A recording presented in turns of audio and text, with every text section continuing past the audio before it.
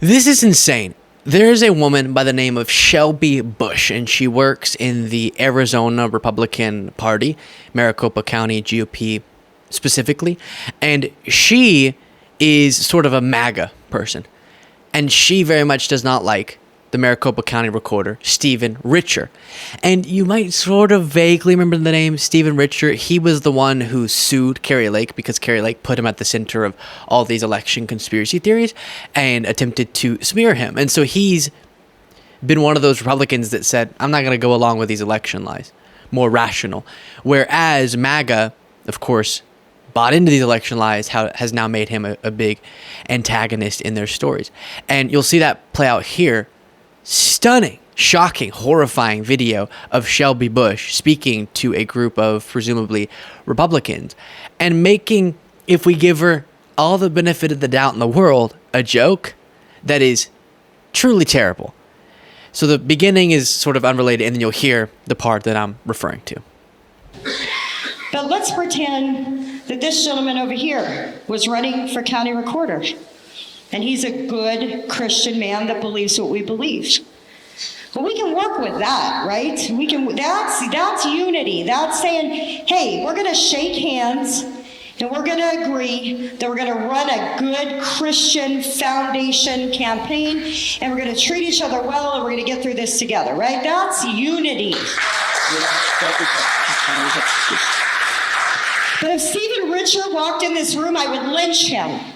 I don't unify with people who don't believe in the principles we believe in the American cause that founded this country. And so I want to make that clear when we talk about what it means to unify.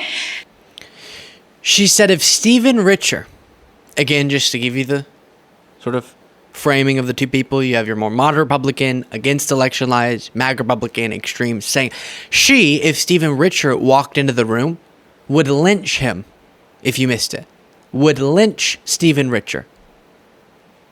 And the crowd finds this comedic. I didn't see a smile on her face when she said it. I would murder him, is what she's saying. Of course, her defense would be, I was kidding, because that's what people do when they're telling jokes. Now, before reading Stephen Richer's response, and then getting on to some other similar clips, imagine saying for the first half of that statement, we want good Christian individuals running in the Republican Party. We're looking for those Christian values, right? And then immediately snapping to, so let's murder Stephen Richer. It's very strange. We just want loving, service-minded, good people running in this party, which is why I would lynch someone. Gee, crazy. Now, here is what Stephen Richer said in response. If Stephen Richer walked in this room, he's quoting, I would lynch him. This is Shelby Busch. She's second in command for the Maricopa County Republican Committee, Maricopa GOP. She was the county party's 2023 Volunteer of the Year. She's an advisor to Kari Lake, figured, and others. She also runs an election integrity group called We the People Arizona that received funding from Mike Lindell, Patrick Byrne, and Mike Flynn. Interesting choice of words. Not I'd kick his butt or I'd kill him, but lynch. Why does that word roll off her tongue given its historical context? She says this after, exactly right, talking about good Christian values. And while some in the room laugh, nobody shouts out in protest. Nobody says that's too far. This isn't healthy. And it's not responsible. And we shouldn't want it as part of the Republican Party. That's a great point, too. Lynch is the word she chose. Associated with the killing of Black Americans. And that's the word that she chooses. Now, here's an example of the MAGA Republican Party's response to Stephen Richer in other less extreme settings. If you are not already, I would greatly appreciate you clicking that subscribe button to subscribe to the channel and support the work that we're doing. It's free, it's easy, but it makes a huge difference for us. Thank you so much. Back to the video. There are many who believe the 2020 election was stolen. Do you believe that? Do you believe that, and what will you do to ensure future elections are safe, secure and accurately reflect the votes of the people who are legitimate registered voters? I do not believe the 2020 election was stolen, and I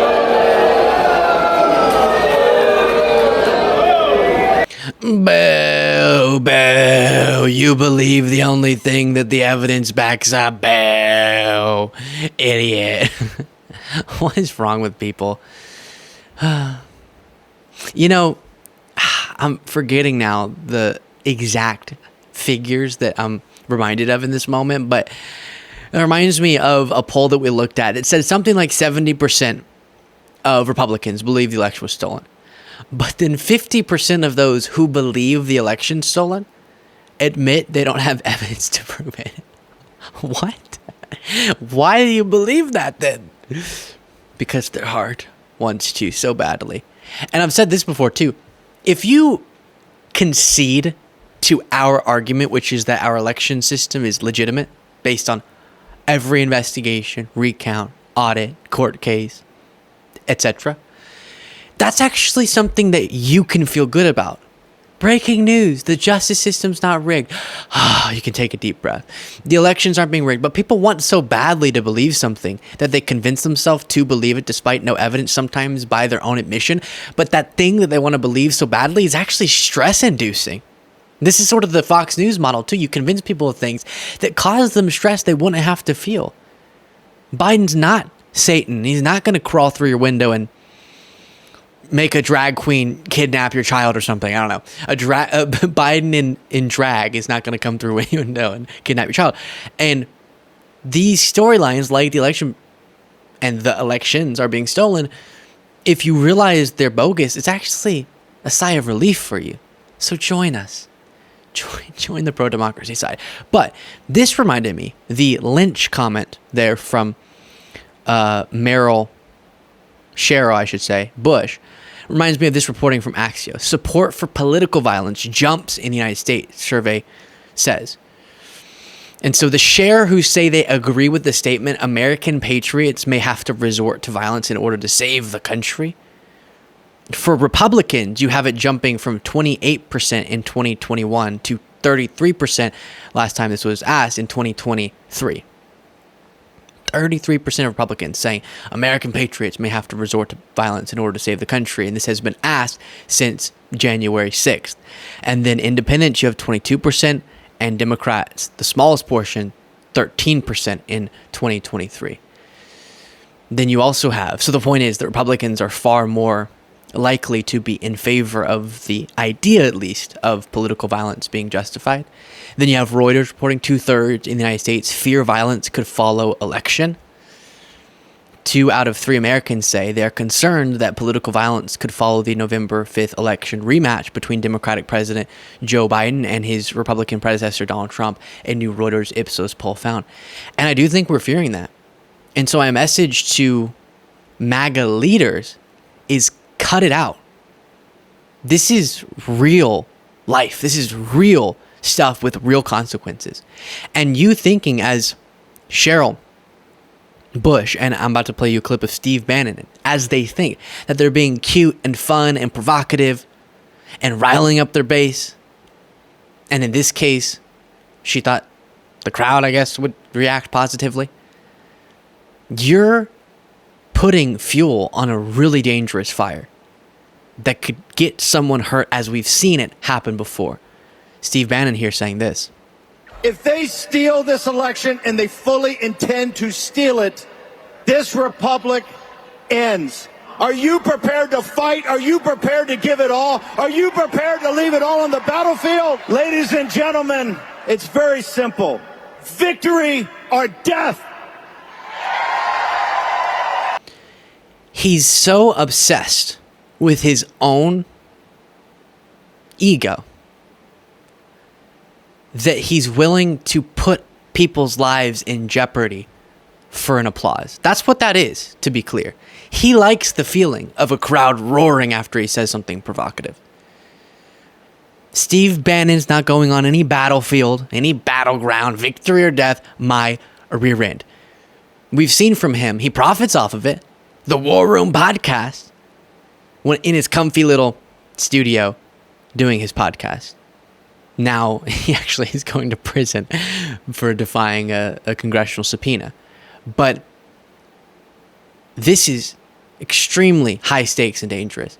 And also, I've said this before, but MAGA, again, it's not a battleground. The worst that's going to happen is we expand the Affordable Care Act, right? The worst that's going to happen is we attempt to raise your wages. The worst that's going to happen is we try to allocate more resources to the education of our children. Is that really something that's worthy of victory or death? Maybe you don't like investments in renewable energy, but that's sort of okay. If you disagree on policy, that's acceptable.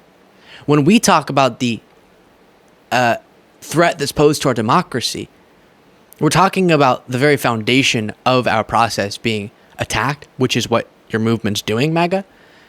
Because, as we're seeing here, you're willing to threaten people over the very notion that they'd accept the election results, accept the legitimacy of a process. But on your end, you don't really, and to be clear, even with the stakes, we want to and are going to and are dedicated to addressing this threat to our democracy through political, electoral means, just defeating Trump through the ballot box. But on your end, you're escalating way further than any of us, but doing so based on the fear that Biden would get a second term and make more investments in American manufacturing? Or more roads and bridges will be repaired? What's the part of his policy agenda that you're so terrified about? Of course, what they're really referencing is myths about what Biden stands for. But we also reviewed this of a MAGA guy saying this. Republicans don't give a if you think we're good people anymore. We don't care. You don't think we're going to you square in the every chance we get after what you've done to this country? Why did this guy... Sorry, this is a serious subject. Why did this guy nod so authoritatively on that part? You don't think we're gonna F you square in the butt? And he goes, yeah, we're gonna get it done. All right. Right in their rear. It doesn't make any sense. I don't know either, okay? If you're wondering, Luke, what's happening? I don't know. What has gotten in the water that these individuals are drinking? I don't know. But all we can do is vote. And if you haven't done this yet, I'm disappointed in you. Okay, I'm not mad. I'm just disappointed. But get two people in your life that you know are sort of, I don't know if they're going to vote or not. And see if you can push them the way of voting for Biden by just explaining the facts of the situation, the threat that Trump poses, and then the record of Biden. Get it done. Let me know what you thought of that in the comments. And if you want to get the daily bonus show, extra content just for our members, you can do so by clicking that join button below.